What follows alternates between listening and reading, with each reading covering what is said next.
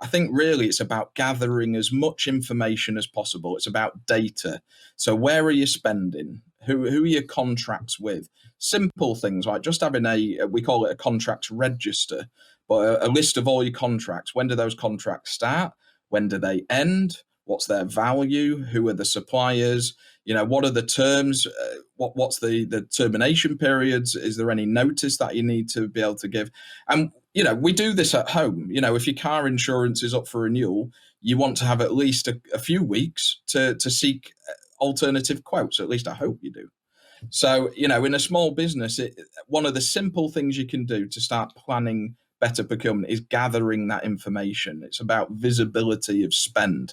It's then about looking at, obviously, what are the opportunities for improvement, and where are the risks. So if you've got a large spend as an organization and it's not under contract, that means you've not got a supplier that's on a fixed term contract or some sort of formal contract where you've got protections, where you've got specifications laid down, where you've got things like monitoring of that supplier, key performance indicators, that sort of thing, then that can be a risk. And I think it's about identifying where are the gaps in the spend where you need to formalize that spend. But I would say you only need to do that in the first instance for your top 20 spends as an organization. We can't there's no need to do it for everything. It's about understanding who are your top spends, where are your top spends, and which suppliers are they with, and are they under contract? And that's a great place to start, is just mapping that out.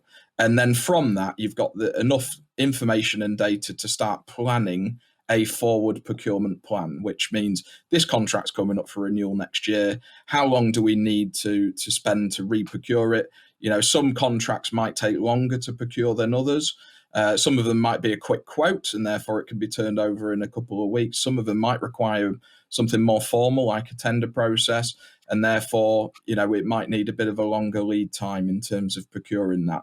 And that's especially true if it's a public sector organisation where you've got minimum timescales that apply to seek tenders. So I think forward planning is really important.